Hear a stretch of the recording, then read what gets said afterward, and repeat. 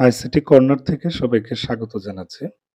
২০২৫-২৬ অর্থবছরের জুলাই থেকে ডিসেম্বর ২০২৫ এবং ২০২৬ সালের জানুয়ারি থেকে জুন এই ২ কিস্তির উপবৃত্তির অর্থ এবং প্রতিষ্ঠানের টিউশন ফির বিতরণ সংক্রান্ত একটি চিঠি প্রধানমন্ত্রীর শিক্ষা সহায়তা ট্রাস্টের ওয়েবসাইটে আ গতকাল প্রকাশিত হয়েছে। প্রকাশিত চিঠি অনুযায়ী ২৪ জুন ২০২৬ খ্রিস্টাব্দ তারিখ থেকে শিক্ষার্থীদের উপবৃত্তির অর্থ এবং টিউশন ফি বিতরণ কার্যক্রম শুরু হওয়ার নির্দেশনা রয়েছে। অর্থাৎ যে সমস্ত শিক্ষার্থী ষষ্ঠ থেকে দ্বাদশ শ্রেণী বা সমমান পর্যন্ত অধ্যয়ন করে, তাদের উপবৃত্তির অর্থগুলো আজকে থেকে বিতরণ শুরু হবে। আপনারা ইতিমধ্যে আইসিটি কর্নার ফেসবুক পেজ এবং গ্রুপে এ সংক্রান্ত অফিসিয়াল চিঠি দেখেছেন।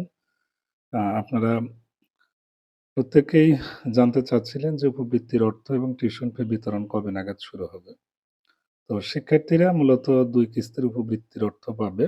যারা বর্তমানে ষষ্ঠ শ্রেণীতে পড়ে তারা শুধুমাত্র ২৬ সালের জানুয়ারি থেকে জুন এই ৬ মাসের ১ কিস্তির টাকা পাবে। আর যারা সপ্তম থেকে দ্বাদশ শ্রেণীতে অধ্যয়ন করছে তাদের কিন্তু ২০২৫ সালের জুলাই থেকে ডিসেম্বর ওই ৬ মাসের ১ কিস্তি এবং চলতি বছরের জানুয়ারি থেকে জুন ২০২৬ এই ১ কিস্তি মিলে মোট ২ কিস্তির টাকা পাবে।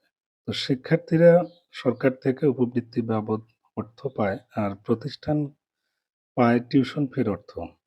অর্থাৎ আপনার প্রতিষ্ঠানে যতজন শিক্ষার্থী উপবৃত্তির আওতাভুক্ত রয়েছে আনুপাতিক হারে সরকার থেকে প্রতিষ্ঠানের অ্যাকাউন্টেও কিন্তু টিউশন ফির অর্থ প্রদান করা হয়।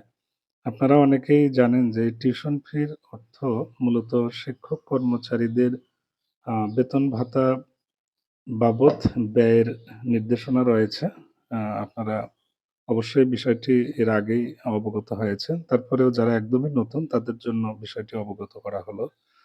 যে শিক্ষার্থীরা উপবৃত্তির অর্থ পায় এবং এই ভাতাভোগী বা এটা ভোগ করে শিক্ষার্থী। কিন্তু টিউশন ফির অর্থ জমা হয় প্রতিষ্ঠানের নিজস্ব ব্যাংক অ্যাকাউন্টে যেটা শিক্ষক কর্মচারীদের বেতন ভাতা বা অন্যান্য কাজে উক্ত ব্যয় নির্বাহের নির্দেশনা রয়েছে। সো উপবৃত্তির অর্থ উত্তোলনের ক্ষেত্রে কোনো ধরনের ক্যাশ আউট চার্জ প্রযোজ্য হবে না। ধন্যবাদ সবাই।